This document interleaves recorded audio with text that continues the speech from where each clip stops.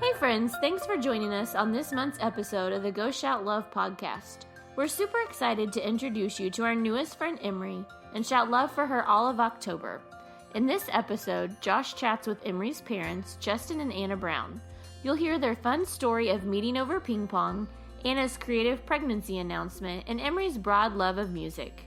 Speaking of music, this month's tea is inspired by one of Emery's favorite songs which helps calm her during times of tears. Carry On My Wayward Son by Kansas. By making a purchase in October, you are helping purchase a sensory wall for Emery's developmental needs, along with covering travel expenses for their upcoming therapy sessions. So start your monthly subscription or make a one-time purchase of a t-shirt or Emery illustration to join us in shouting love in October. Before we jump in, we want to say thank you to our incredible partner Jellycat, which offers super soft stuffed animals as gifts to our families each month. Thanks for listening and shouting love with us.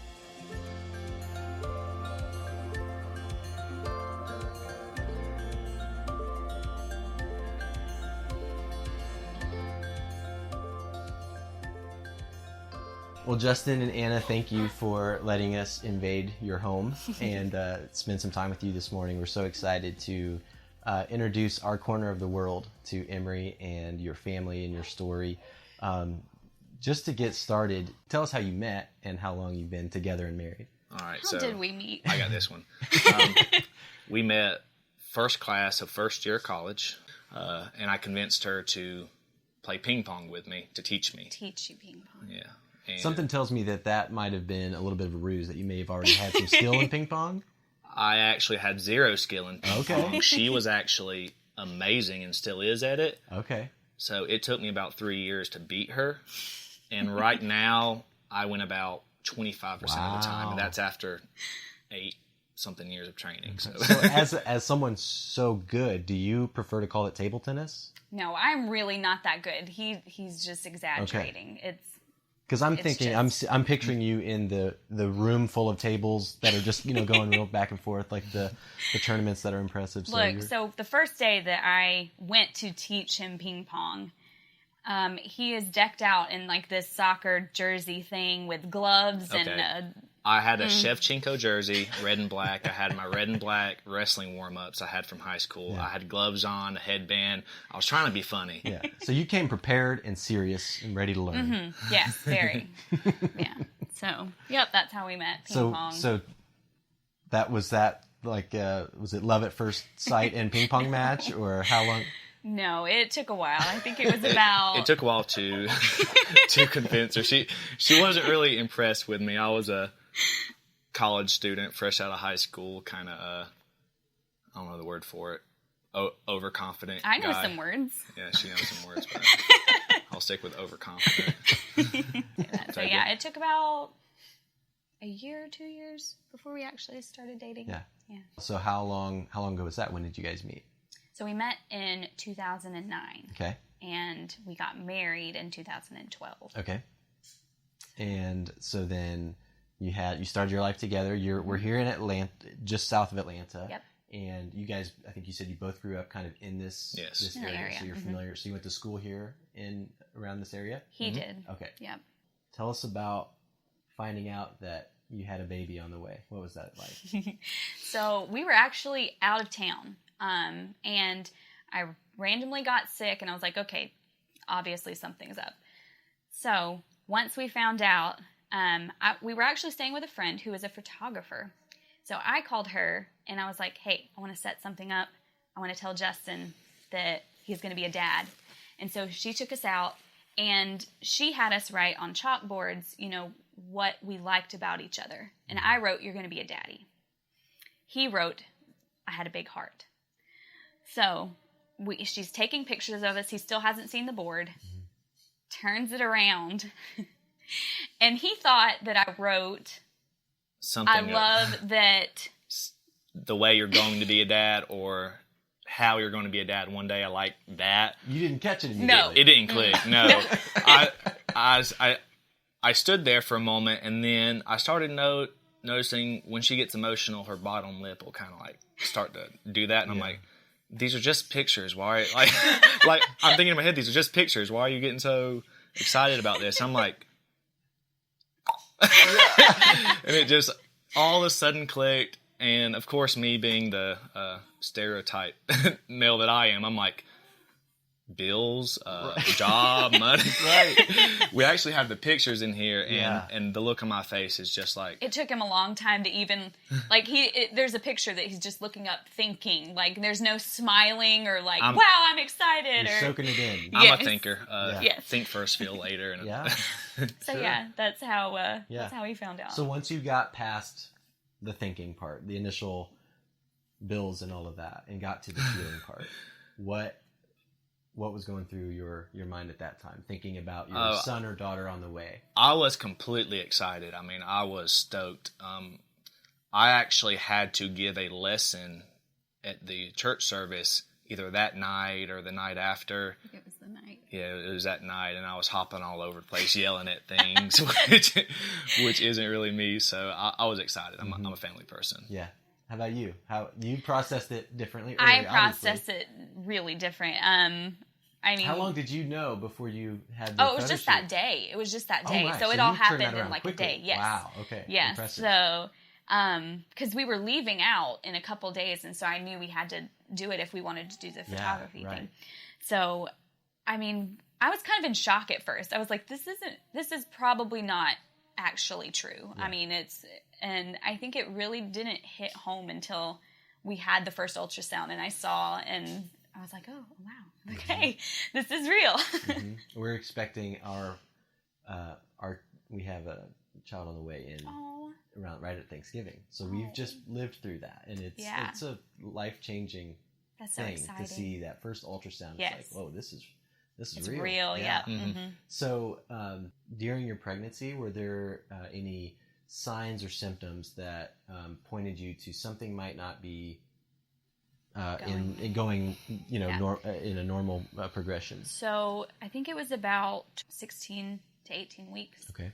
Somewhere right in there. What was the first thing they said? Was it her heart? It was either her heart or the extra fluid. It was her heart. So they said that there was something that they felt like there was something missing in her heart. And so they sent me to a specialist.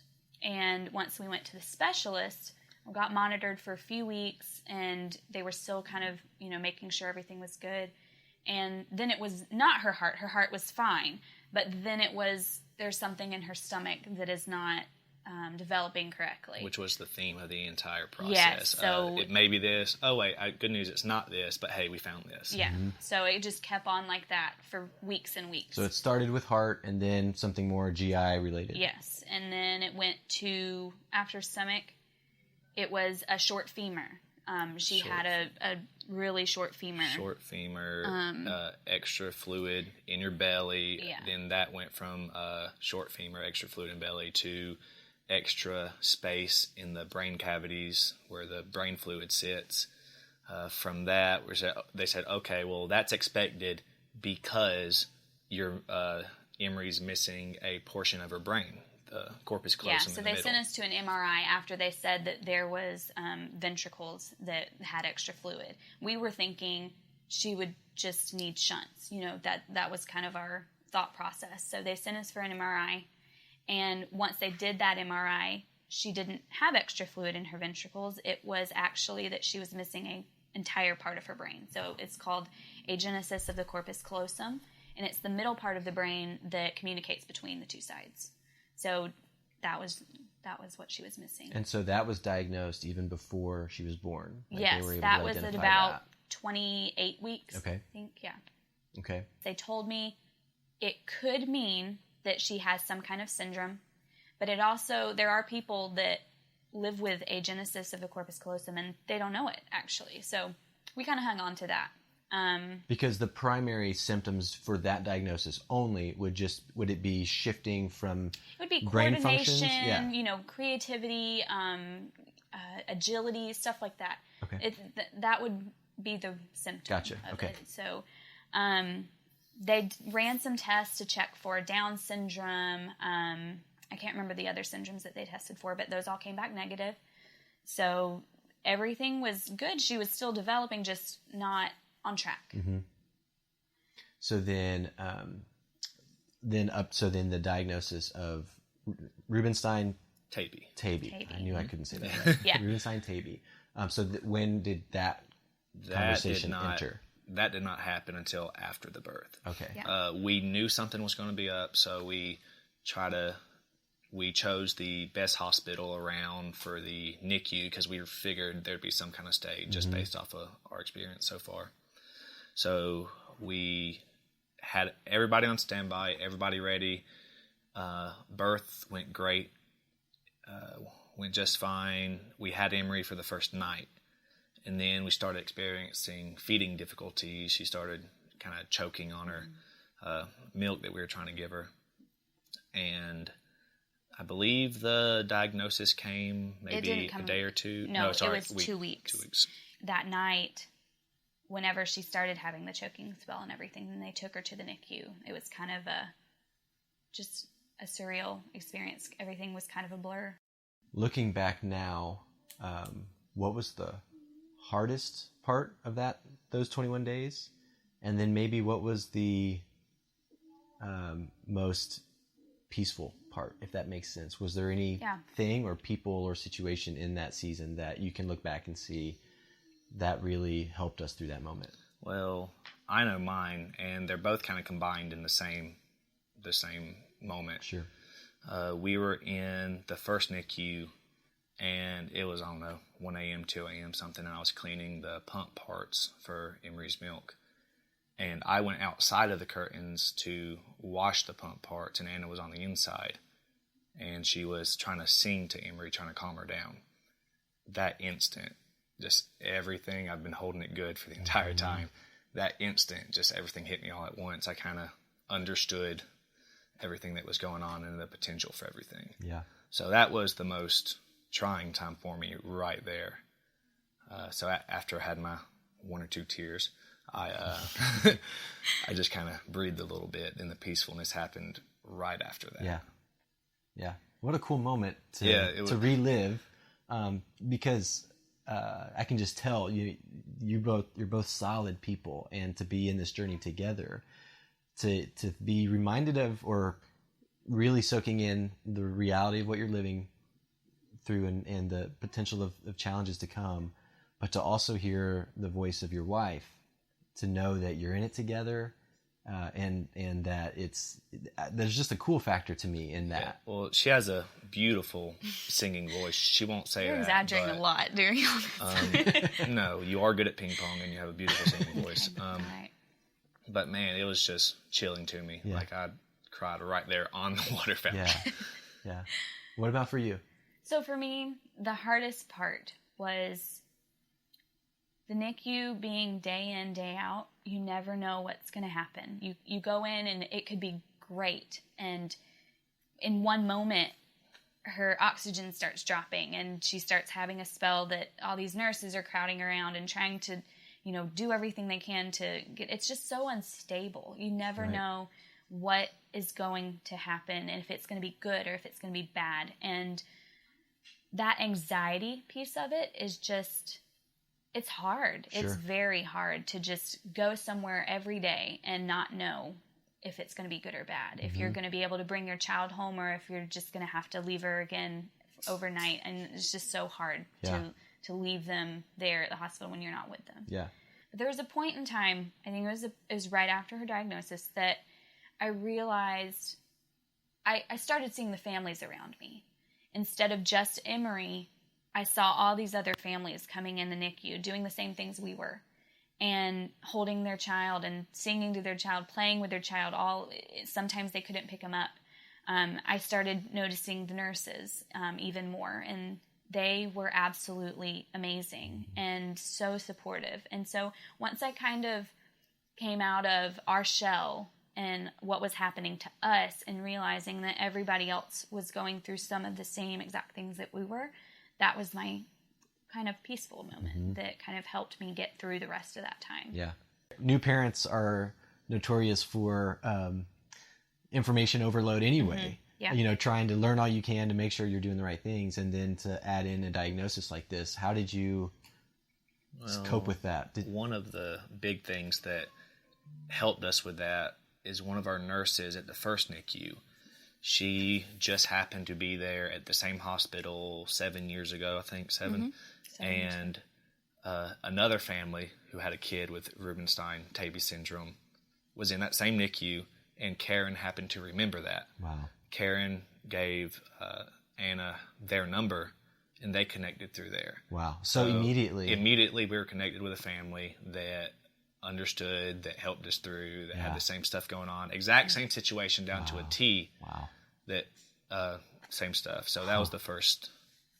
Yeah. Are you still connected with them? We are. Oh, yeah.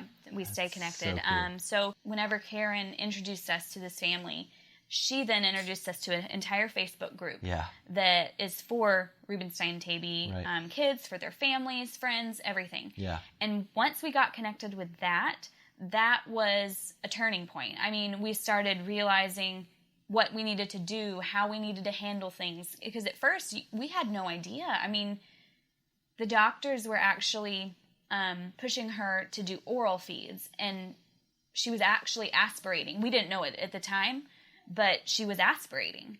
And once we talked to the mom, and she said they were doing the same exact thing, take her off of oral feeds completely right now. Just do that. Then transfer up to Scottish Rite. And so we did that. And once we did that, her oxygen levels stabilized. She started being happy and not having to worry about any of the stuff she was going through. And so once we got to Scottish Rite, we only stayed there for 6 days and were able to come home. Wow. And so they did it. They did swallow studies and everything at Scottish to affirm that she was aspirating. She definitely did not need to be on oral feeds. We got in feeding therapy, and so that's how. Yeah, happened. we loved the staff at the hospital. Yes, they were great. The nurses that were there that took care of Emery, they were great. We just had the help with the inside information with Rubinstein-Tabby that let us know, hey, that may not be what we need to be doing. Let's go ahead and it's amazing how common that theme is for our families to get connected with a Facebook group or some sort of community that has lived it, because they know how to inform families on, here are the questions to ask, here are the things that you need to, because like you said, they're going into situations that are so rare that they may know more. They may be just as informed as the trained medical professional. And so what a blessing for you guys that happened so quickly. You said within a few days, right? Just, a few days after diagnosis. Wow. And I can just imagine the relational impact of being able, it's one thing to read about something online. Right. It's another thing, mom to mom, to have a conversation with somebody who's 7 years ahead of you in this journey and say, hey, this is around the corner, and to be able to look and see that they've made it through, or for them to speak truth into your life at certain points when you need it, to say, hey, you've got this, you can make it through. What an incredible thing to have. Yeah. Emery is 1.5 right now, right? So born in February of last year. What's kind of been the plan moving forward, and kind of the prognosis of how you go about from here? Plan moving forward. Just in a nutshell. Yeah. We just have to take things as they come, find an issue, find something that needs work, and start working on it. Right now, we're just loaded down with therapies and doctor's appointments. So as far as going forward, and as far as prognosis and everything, I would say that the biggest thing right now is she's hitting milestones and everything, doing things just like every other kid. It's just a little slower. So going forward, she just has to work a little harder for things, and that's perfectly okay. But as far as medically, we just have to screen for a lot of things, stay on our toes for a lot of things. Like right now, we're trying to figure out something's going on GI, and they said it could be this, it could be this. There's a whole list of things that it could be that is related to Rubinstein-Tabby. So Rubinstein-Tabby affects so many different areas of the body in so many different ways that we just have to be like, okay, we've just got to start ruling things out. She's not sleeping. She hasn't slept. What is it, like less than there might be like 7 days of Yeah. full night's rest. Full in a night year of and a sleep. half. Like sleep apnea is a big thing. So it's just staying on her toes, trying to continue to make sure she's getting what she needs medically to stay level and be good.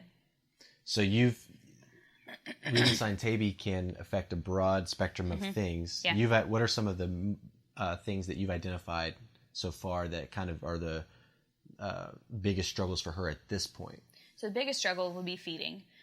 She's still not able to swallow completely. She's not able to do liquids. She will aspirate those.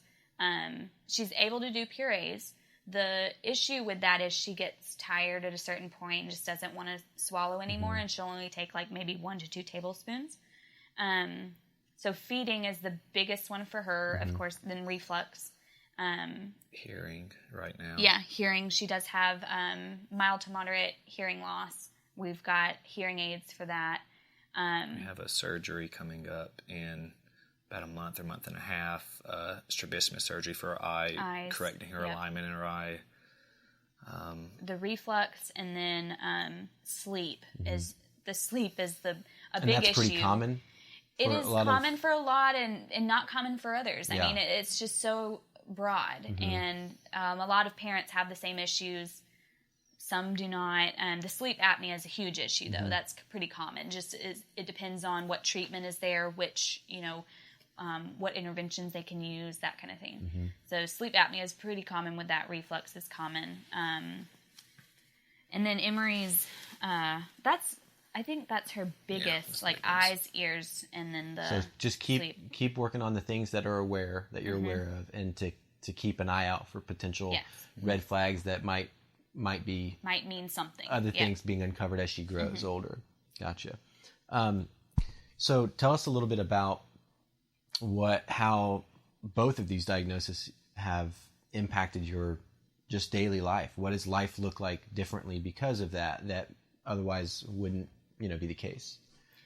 I would say the biggest thing is, he has to go to work he stays up with Emery all the time at night, and a lot of times it's hard for me too, so he will do it, and he takes a lot on himself, but he goes to work, and then we wake up and we do her G-tube feeds, and our day kind of revolves around keeping those G-tube feeds and blending food. So I'll wake up, she'll have her feed, blend food.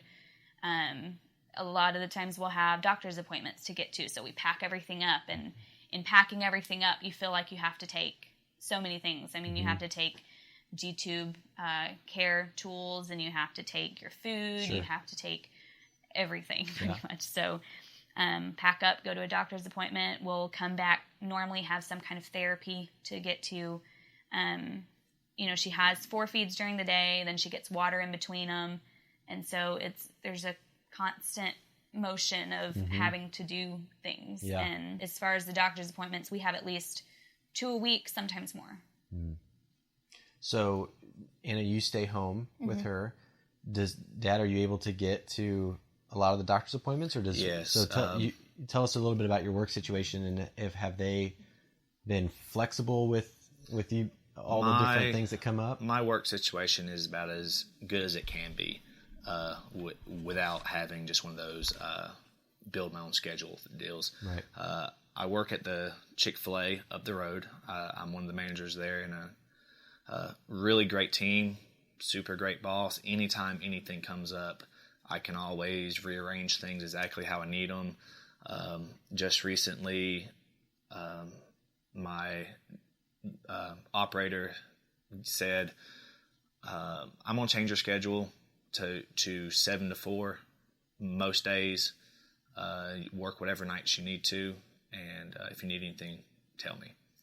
So I've been able to make it to anyone that I've tried to, which is probably a good 3/4 of them, maybe half of them. Yeah, and sometimes he'll be able to take her while I stay at home and do things before work or after work or whatever. Yeah. So he's able to make a lot. You mentioned having both your families nearby and how that's been a little bit of support. Talk about where you found support, whether through them or church or other relationships. What are some of those key people that you kind of look back over the last year and a half and say, I don't know if we'd be here without them, who would they be? Well, Both of our moms, yeah. for sure. And my family, of course, dad, mom, siblings. Church was a big deal for me. Yeah. Piles of letters, cards, random congregations saying, hey, here's a little bit of support that can get you through. We've received notes from California, Texas, People Oregon. that don't really even know us necessarily personally, but they know of us, Right. that are just Yeah. sending all of these cards, Yeah. all of the things. One of the brothers from Monterey, Mexico said, I have all of Mexico praying for you.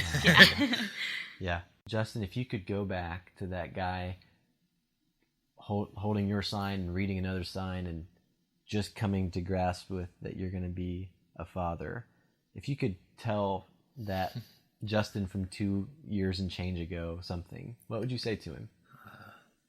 On a not so serious note, I would say go to sleep right now.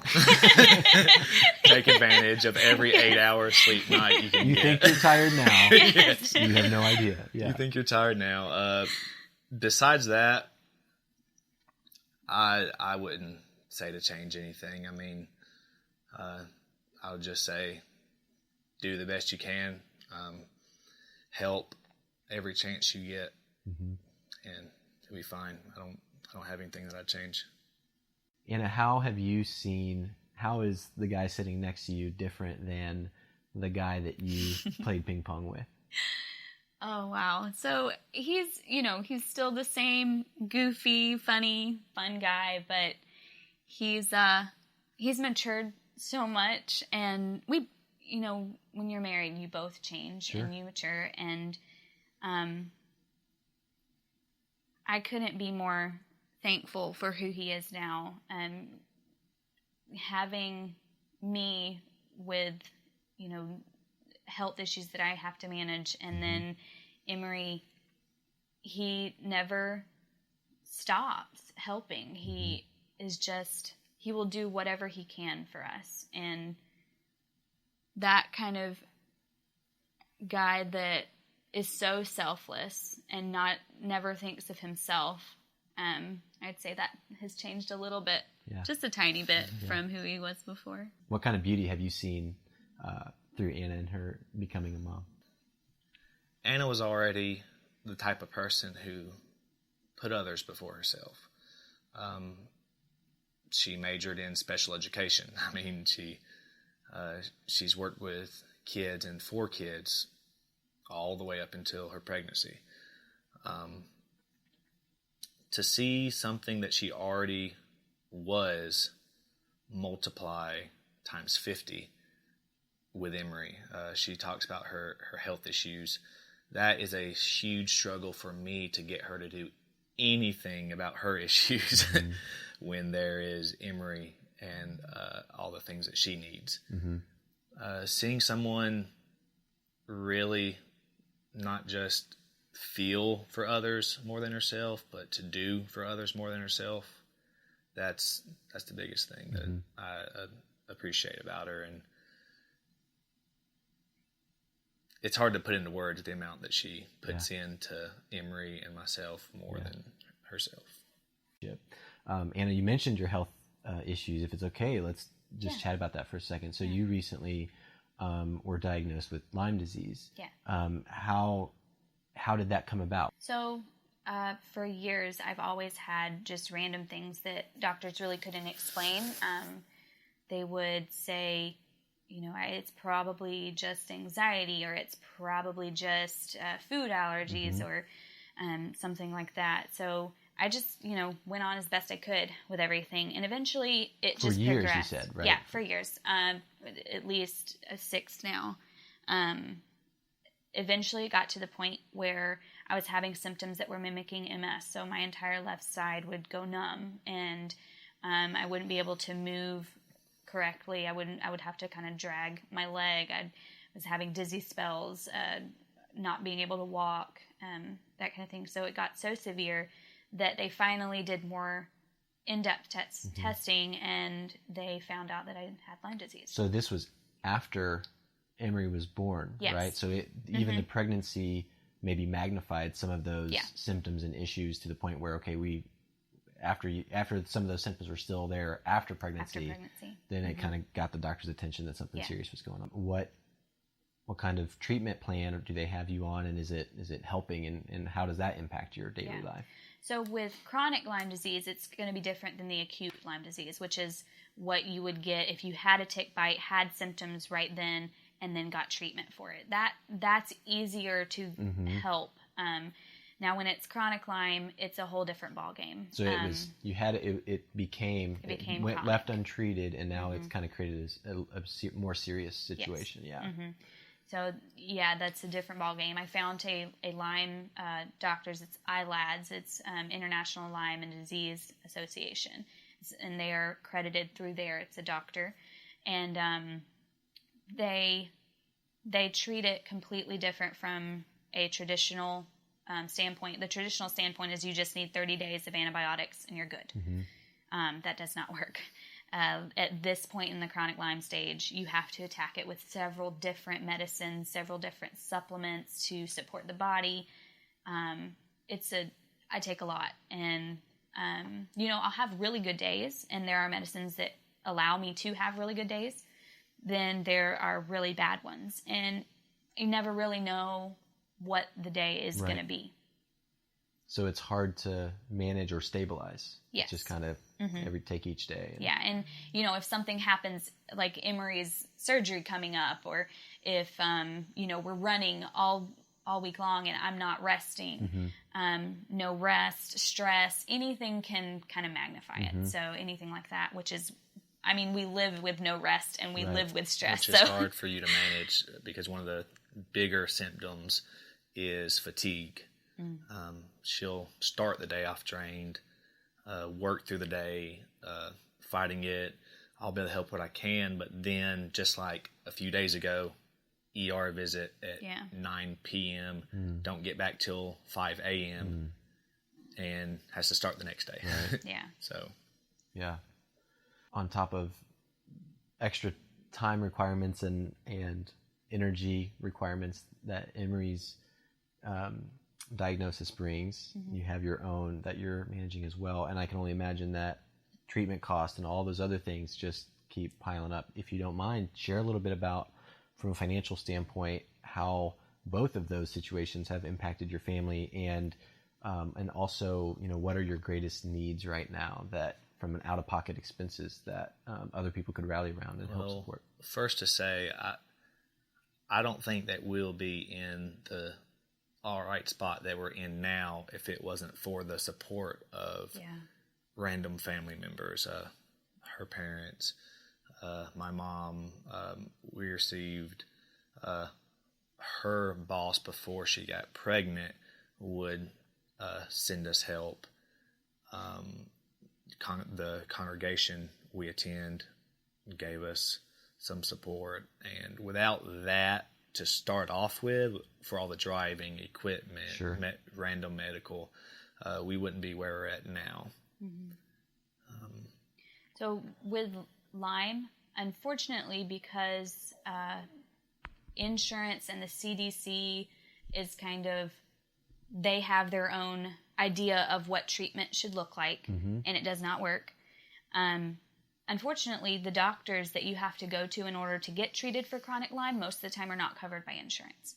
So we're out of pocket for all of the appointments that I have to make with her.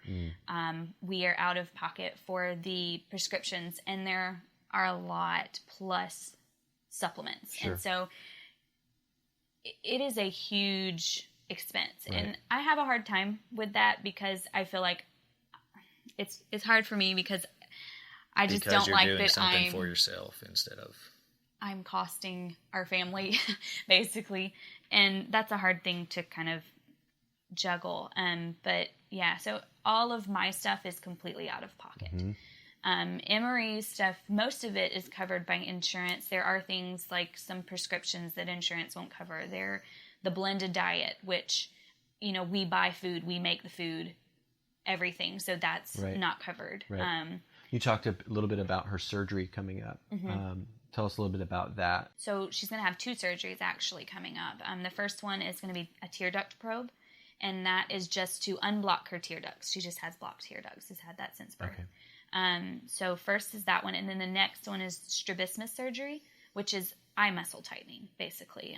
One of her eyes kind of drifts outward when she's looking, which could affect vision later on if we don't get that fixed. So that will include just tightening the eye muscles that are right there. We're working on getting her into a intensive feeding program that's going to take place, and that's going to require her to be about an hour away, 5-6 times a week for about 3 or 4 weeks. It's 8 weeks. 8 weeks, sorry. Yeah. So hour away, 5 or 6 times a week, 8 weeks. That's going to require. So you're looking at 100 hours in a vehicle just for that, right? Just for those treatments. If I'm doing math almost right. Yeah. Right? 2. An 2, hour 10, to an hour and a half each way, right? Yeah. 80. Yeah.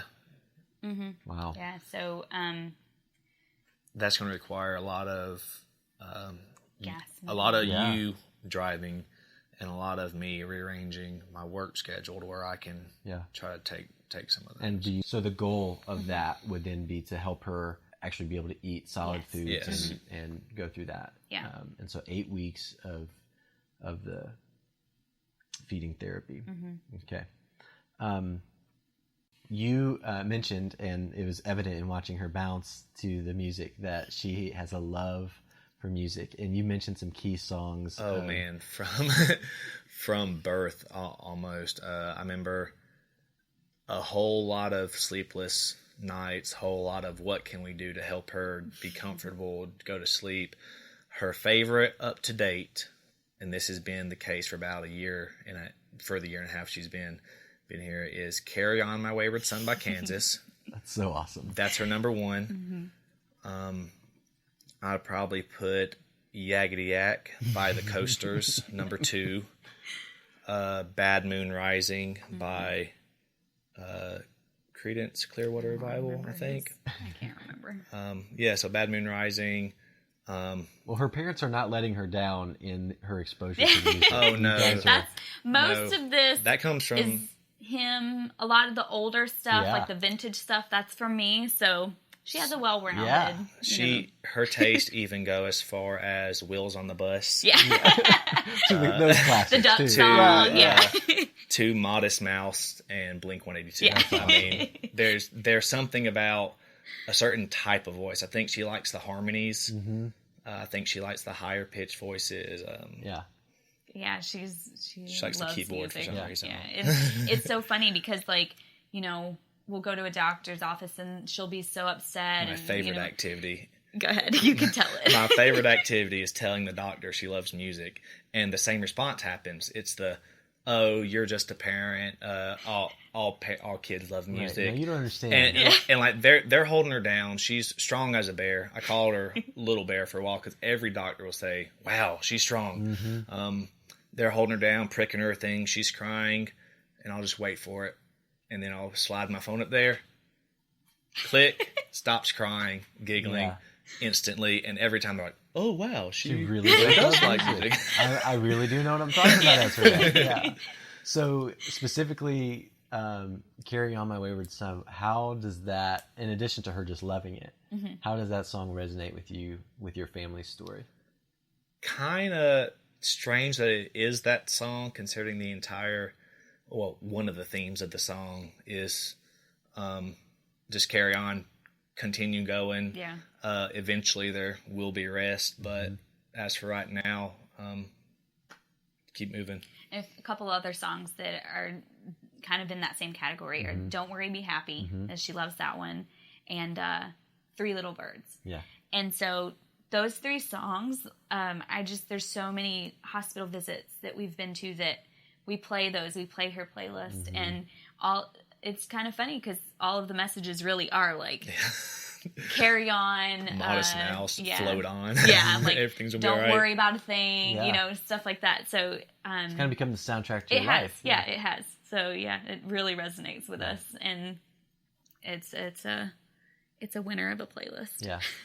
Well, thank you guys so much for letting us invade your beautiful home and to get to know you guys. And it's been so awesome to talk with you and to meet your adorable little girl. She's precious, and we can't wait to show the world and share your all story with them. And so we're excited about what your month's gonna entail. And so thank you. We really appreciate it. And from us, thank you. I mean, along the same theme as earlier, kind of realize how much people want to help and how much they help.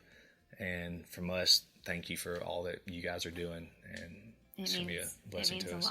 It means a lot to it's our pleasure. Just have people. Like I said, y'all are part of the people that I see how God has provided for us, and just people that he sends our way. Yeah, so we appreciate really it. And that's one of the biggest, beyond being able to raise a little bit of money, one of the things that we love the most is just being able to give people an opportunity to share their story, and to have, like you mentioned, random strangers reach out and say, hey, we're in your corner, we support you. And one of our former families, the mom has mentioned that every time that she sees somebody in a shirt that was inspired by her child, how it feels like a virtual hug, and that's probably better than we've ever been able to say it. And so that's what we're all about. So each month, that's kind of our goal. So thank you guys, appreciate it. Thank you.